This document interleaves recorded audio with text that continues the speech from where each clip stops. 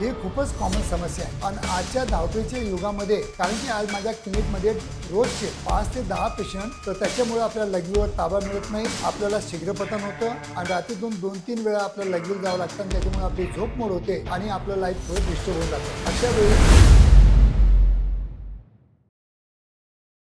नमस्कार मित्रांनो, वयाच्या 55-60च्या नंतर नक्कीच आपल्या प्रोस्टेट ग्रंथीमध्ये थोडी वाढ होते आणि त्या प्रोस्टेट ग्रंथीची वाढ झाल्यामुळं आपल्याला केव्हा केव्हा आपल्या लघवीवर ताबा मिळवता येत नाही आणि रात्रीतून 2-3 वेळा आपल्याला लघवीला जावं लागतं आणि त्याच्यामुळे आपली झोप मोड होते आणि आपलं लाईफ थोडं डिस्टर्ब होऊन जातं. अशा वेळी एक माझ्या क्लिनिकला मी एक थेरपी इंट्रोड्यूस करीत आहे. त्या थेरपी बद्दल आज आपण डिस्कशन करूया.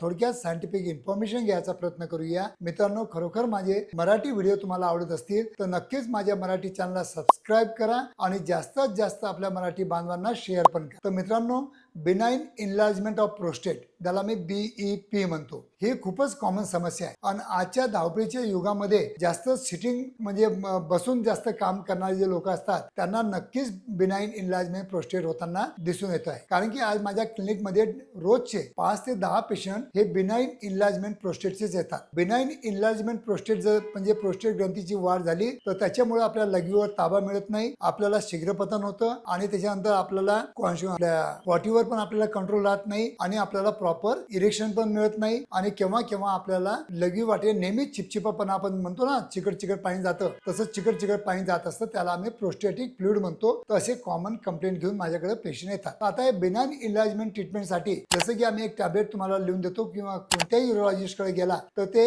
एक म्हणजे युरिफ्लो वगैरे असे टॅबलेट लिहून देतात. ती टॅबलेट तुम्हाला लाईफ लॉंग घ्यावं लागते आणि त्याचे काही पण साईड इफेक्ट पण असू शकतात. तर मित्रांनो, जर तुम्हाला बिनाइन इनलार्जमेंट प्रोस्टेटमुळे जर लघवीवर ताबा जर मिळत नसेल आणि रात्रीतून 2-3 वेळा उठून तुमची जर झोप मोड होत असेल तर नक्कीच माझ्या छत्रपती संभाजीनगर, पुणे आणि मुंबईच्या क्लिनिकमध्ये ही चेअर मी इंट्रोड्यूस केलेली आहे, ज्याला आम्ही किगल चेअर म्हणतो. या किगल चेअरवर तुम्हाला फक्त अर्धा तास बसायचं आहे. हे अर्ध्या तासामध्ये 11,700 किगल एक्सरसाइज करून देते आणि त्याच्यामुळे आपल्या पेल्विक फ्लोअरचे जे मसल असतात त्यांना स्ट्रेंथनिंग मिळतं, त्यांच्यावर आपल्या लघवीवर ताबा मिळतो आणि जे आपलं लघवी कंट्रोल जे करतात ते मसल जे असतात त्यांच्यामध्ये स्ट्रेंथ येते आणि आपल्याला युरिन फ्लोवर ताबा मिळू शकतो. मित्रांनो, सोपी पद्धत आहे. आठवड्यातून 2 वेळा येऊन तुम्हाला फक्त माझ्या या खुर्चीवर बसायचं आहे आणि 6 वेळा जर सिटिंग घेतल्या तर मला वाटतं बरेच डॉक्टर लोक पण माझ्या क्लिनिकला येतात आणि हे चेअरचं थेरपी करून जातात. तर मला वाटतं तुम्हाला माझ्या क्लिनिकला यायला काहीच हरकत नाही. केव्हाही तुम्हाला जर बिनाइन इनलार्जमेंट प्रोस्टेटचा आजार वाढला असेल तर PSA टेस्ट करून तुम्ही घरच्या घरी तुम्ही म्हणजे कोणत्या लॅबोरेटरीमध्ये जाऊन टेस्ट करून तुम्ही बघू शकता आणि केव्हाही जर तुम्हाला असं वाटलं तर माझ्या क्लिनिकमध्ये येऊन ही अत्याधुनिक उपचार पद्धती तुम्ही एन्जॉय करू शकता.